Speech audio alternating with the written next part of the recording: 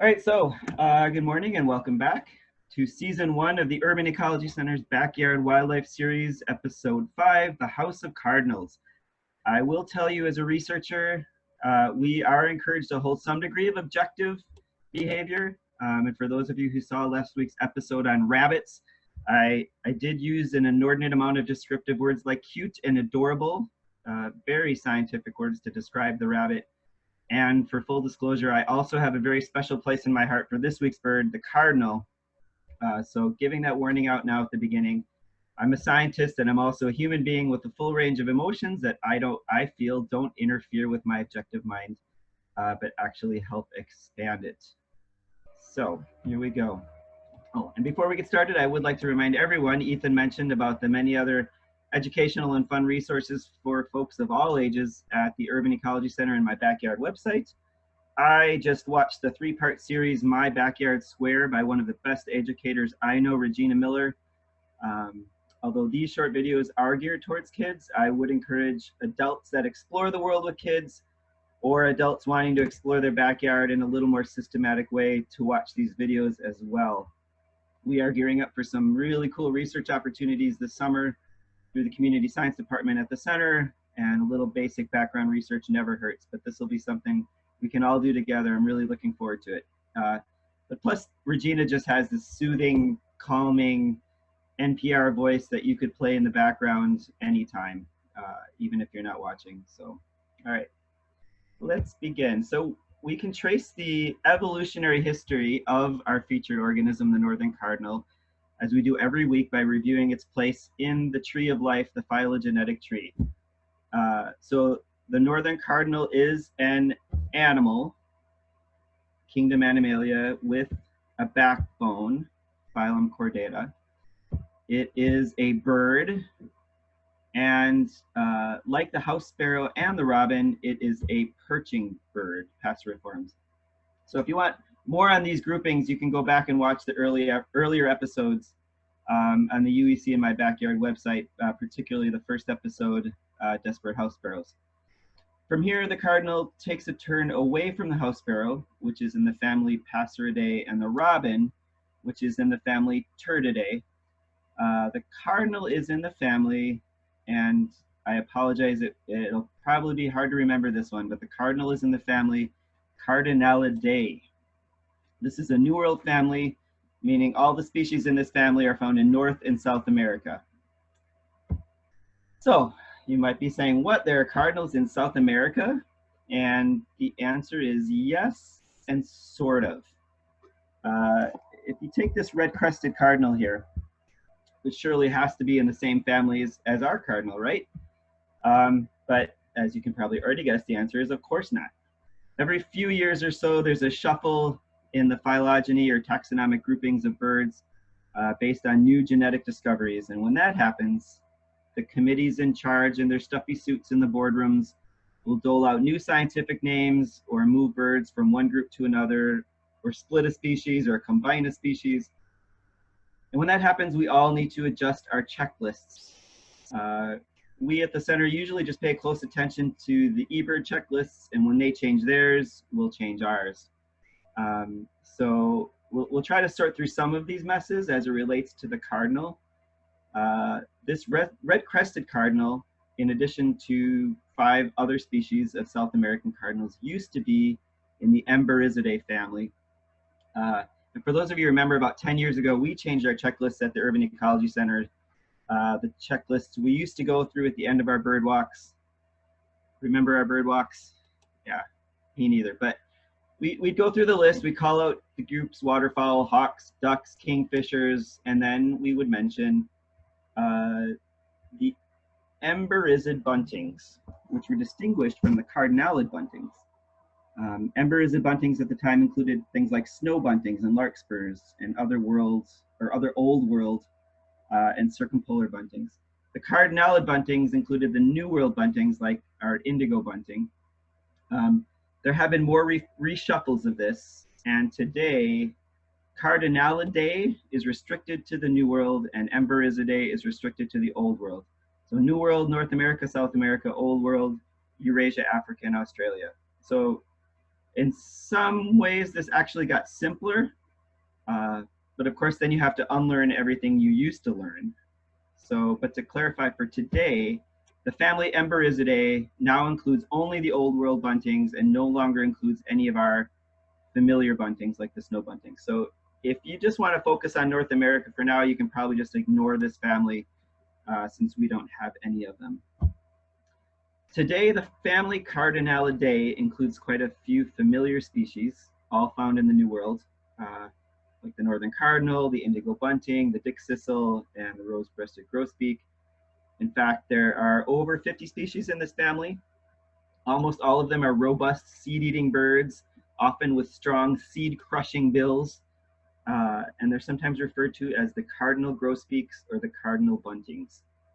And of course, this family includes the pine grosbeak and the evening grosbeak, right? Of course not. Those two grosbeaks are in the Fringillidae family, or the true finches, that we'll talk about in a later episode. So if there ever reason to start focusing on Latin names versus common names, this is Exhibit 1. Starts to clear up a lot of the confusion. Okay, so now we'll throw on a little more confusion. What the heck? As I'll introduce a third family, the Thraupidae, which are tanagers. So if you've ever been to a bird feeder in the tropics in places like Costa Rica, you probably remember seeing beautiful birds with equally beautiful names, like the green-headed tanager, the vermilion tanager, and the paradise tanager. Tell me that bird doesn't look fake. And at one time, this family also included our tanagers, like the scarlet tanager. But then that was way too easy to have all the tanagers in the same family. So they removed the scarlet tanager, and not just the scarlet tanager, the other 8 species in the same genus, like the summer tanager, the hepatic tanager, and the western tanager.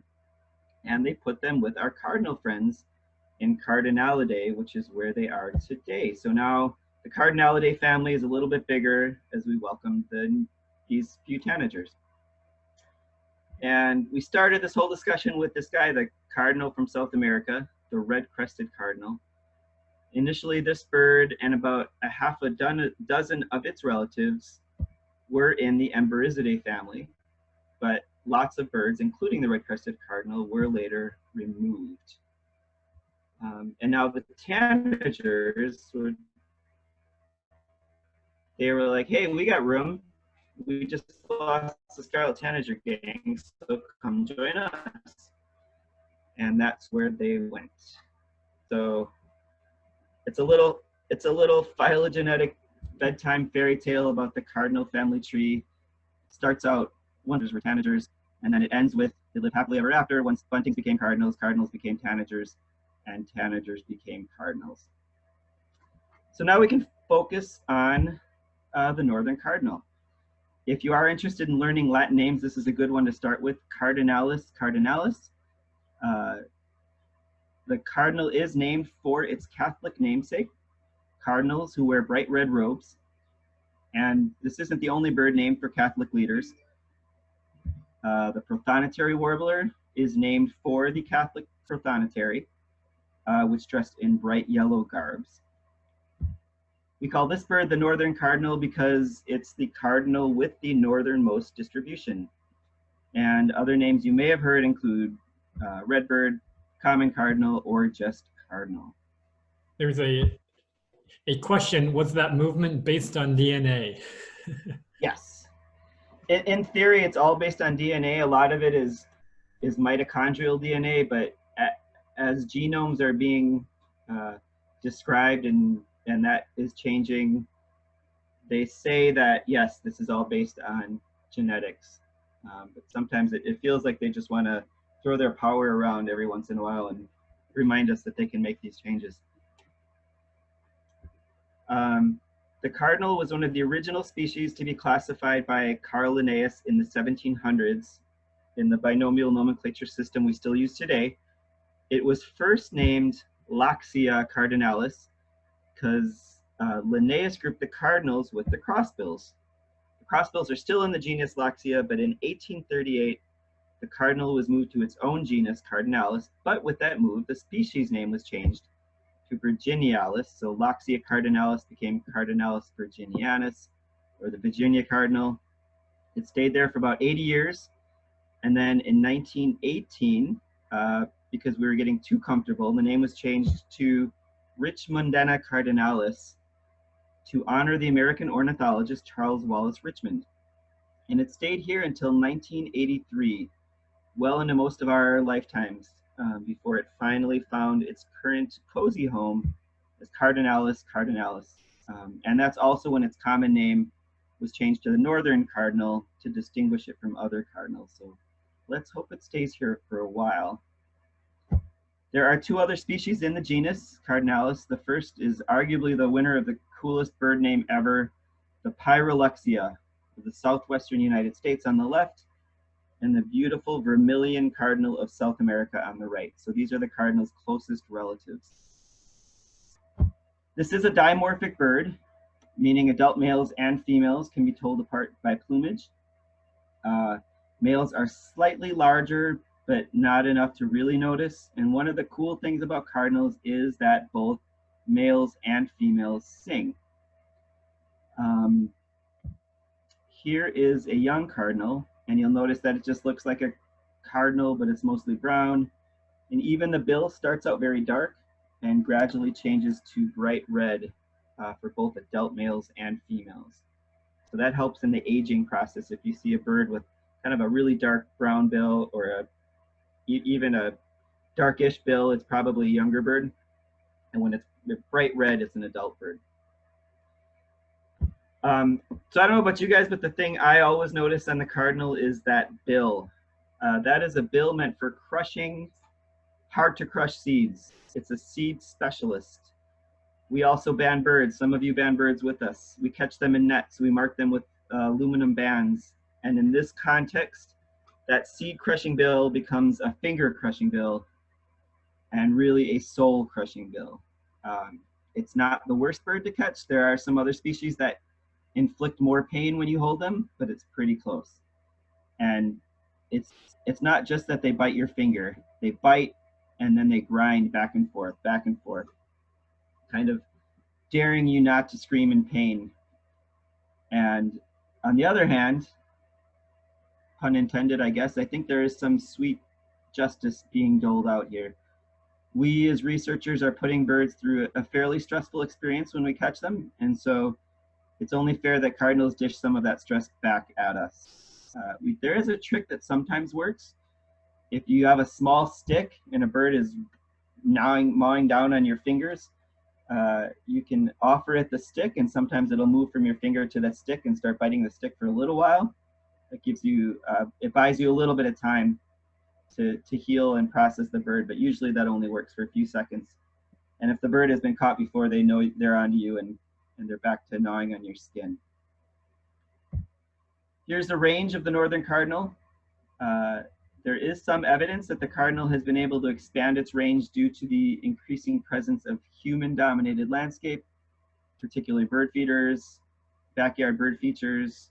This is a familiar story we heard with the house sparrow, the robin, the squirrel, the cottontail rabbit. The cardinal has also been introduced to Hawaii, where exotic species seem to far outnumber natives, and the island of Bermuda. So if you look at the typical habitat of the northern cardinal, this is why it's in the Backyard Wildlife series. Cardinals have pretty typical cup nests with speckled eggs, usually in a well-hidden spot, well concealed in a dense shrub or a low tree. They don't reuse nests, but they can produce 2 to 4 broods in a season, or 2 to 4 groups of young. And once the nestling fledge, the males continue to care for the young while the female starts incubating the next clutch in a nest that she's already built. So they do a much better job hiding their nests than do robins, for example. So that's your first challenge in your background or your backyard, is to try to find a cardinal nest. Watch them, see if they're coming in and out of a particular dense spot in a tree or shrub. That may be a sign of a nest, but you got to remember that bird is going to do everything in its power not to show you where its nest is. And some birds go to extremes in trying to let you not find their nests. There's some birds in Costa Rica that we were looking for their nests forever, and we'd see them fly to a spot and then go to the ground, and then they would walk about 100 feet to where their nest was on the ground, and then they would just, the nest would be about 3 feet up, and then they'd pop from the ground into their nest. So if you didn't actually see them land and walk, but they would never fly to their nest because there's so many predators, in addition to researchers watching these birds, they'll do everything they can not to show you where their nest is. Cardinals don't go to quite that extreme, but their nests are more difficult to find than robins or other birds.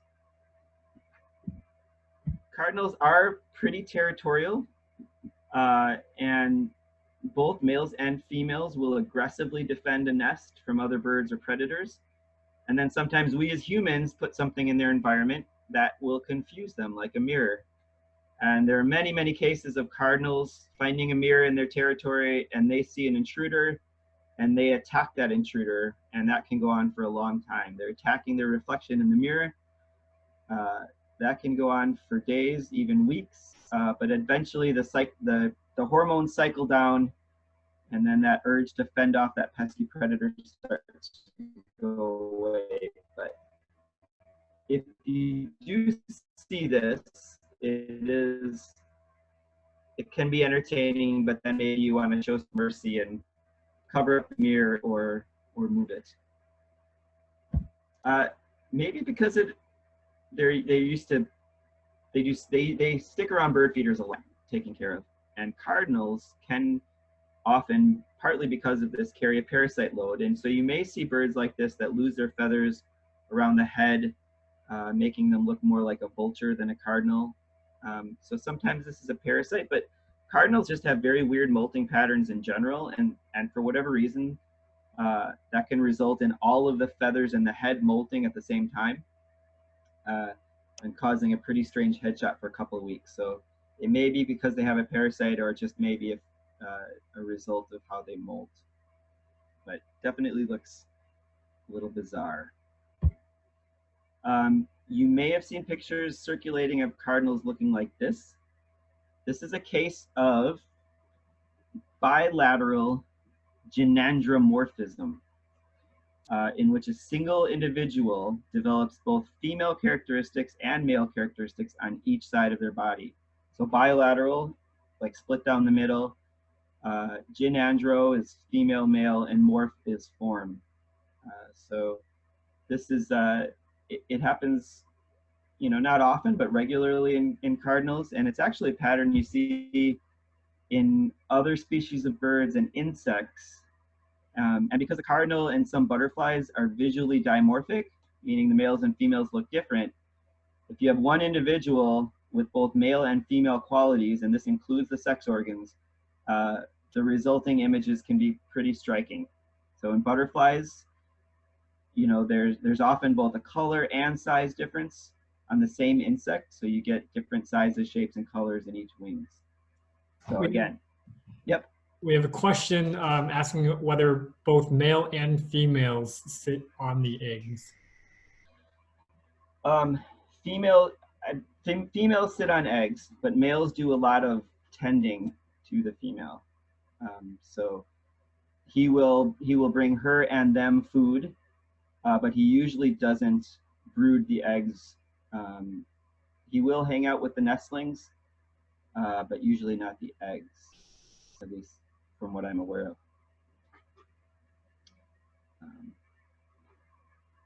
Good question. Okay, so again, the word is bilateral gynandromorphism, and it's pretty crazy, and you see it in several different groups of organisms, and it makes some bizarre individuals and beautiful individuals. You may have heard of Mr. Yellow, which really is, and you can Google Mr. Yellow. Mr. Yellow has his own Facebook page, but it is a northern cardinal that showed up in the south, and it has a rare genetic mutation that interferes with the pigment making process. So actually a lot of the food that cardinals eat they'll turn into pigments, and it starts off yellow, but the cardinal dye making process turns that yellow into a red. So if you get a cardinal that is a little malnourished, they will look slightly more yellow. But in this case, Mr. Yellow just lost that ability genetically to transform the yellows into reds, and it's perfectly normal northern cardinal in every other respect. But I'd like to know more if this makes him more attractive or less attractive to females, and then that might change slightly the evolutionary course of cardinals. This is how genetic mutations will change species over time. There's a question about, is that why chicks are usually yellow? That could be. I hadn't thought of it in those terms, but that would be a likely explanation. Yeah, good question. I don't know. That's a question for physiological further investigation. But it's a good explanation, potential explanation. Okay, humans, particularly in North America, appear to have a fondness for cardinals. I personally don't prefer the cardinals represented on the upper left of your screen, but it's the mascot for many sports teams. And if you watch Dania's trivia at the Backyard Birding Blitz, they mention that the cardinal is the state bird of more states than any other bird. That's 7. So you have Illinois, Indiana, Kentucky, North Carolina, Ohio, Virginia, and West Virginia. And they're all contiguous, and they've all designated the cardinal as their state bird. You may not know that it was also the runner-up to become the state bird of Delaware, but it lost out to, does anybody know? Delaware state bird? You can't answer. The Delaware blue hen. So that's really, like, I don't have a ton more to say about the cardinal. In many respects, it just behaves as a lot of other birds do. So I'm not going to bore you with the details like its wingspan and the makeup of the nest and, I don't know, political affiliation. But I am going to tell you the reasons that I consider it one of my absolute favorite birds. Reason number 1 is its song. The cardinal has one of the purest songs around. It's beautiful. It's powerful. It's saying, or we think it's saying, what cheer, or just cheer, cheer, cheer. Sometimes it says sweet, sweet, sweet, and other times it says pretty, pretty, pretty, pretty, pretty. So it is cheerful and pretty. Both males and females sing. And to your earlier question, we don't tend to see females singing because when they're singing, they're usually in a hidden spot. They're in a more secure location. And males tend to sing out in the open based on their role. So we'll listen to the song for just a bit. And again, you may want to be ready to adjust your volume. It might be okay. But we'll listen to a cardinal for a little bit.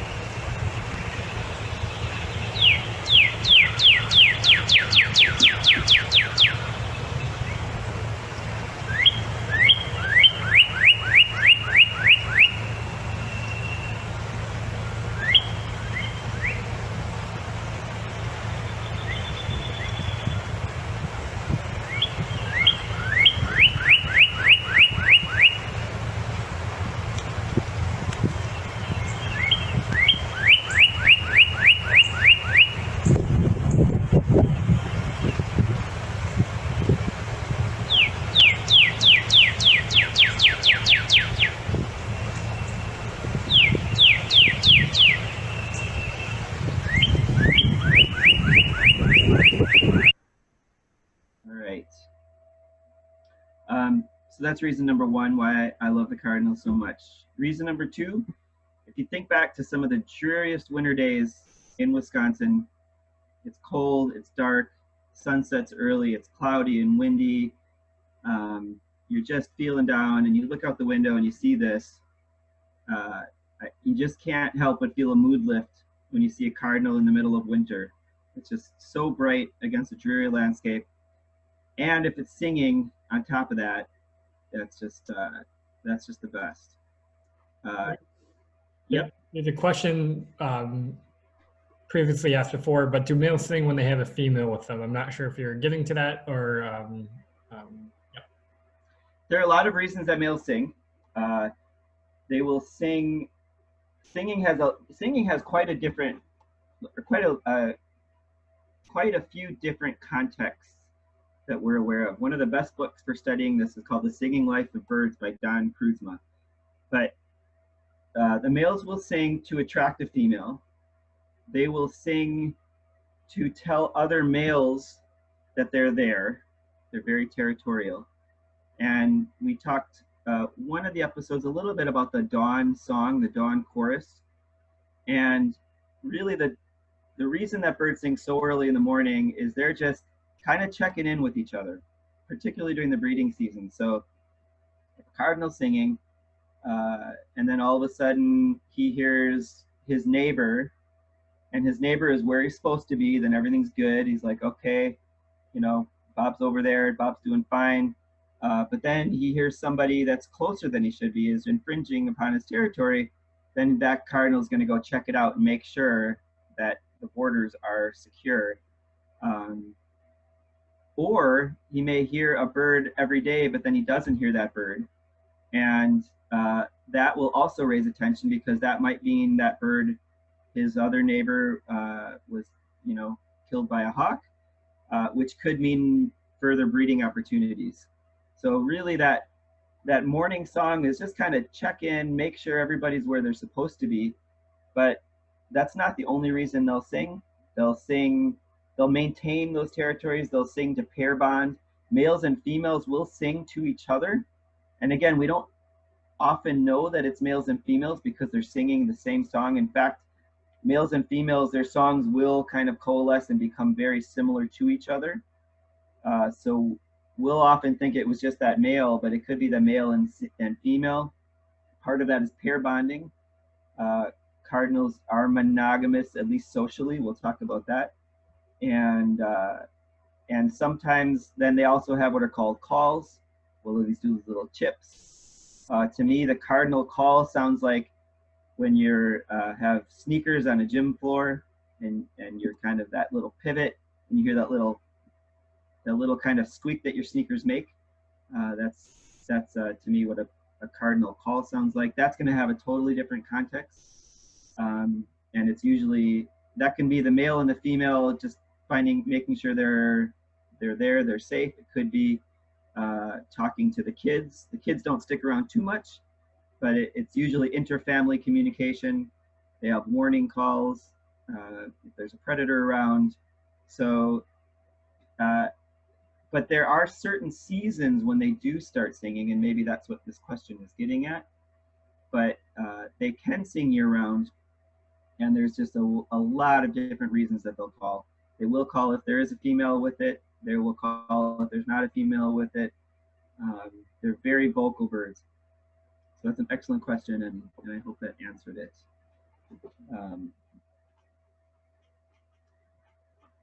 All right, so another question. Yep. Does the black mask act as any type of signal in a behavior? I don't know that, and I have not seen anything like that. Bird plumages can act, again, in so many different ways. In one way that maybe is obvious is it lets another species know that this is the same species as I am. So this is, it's good for me to interact with it. So it maybe helps birds in that respect. That's probably the least important. But it does allow for recognition of both individuals and species. The crazy thing is that birds see in ultraviolet, and birds see magnetic fields. So those two facts alone blow my mind, because If you put an ultraviolet light on things like flowers or even birds, you'll start to see patterns that we don't see. Um, so sometimes what looks black on a bird really is, it has that kind of that sheen, ultraviolet sheen. And so what we see isn't always what the birds see. In a lot of birds, the size of the mask may make it more attractive to females. That's not always the case. That is the case likely with birds like common yellowthroats.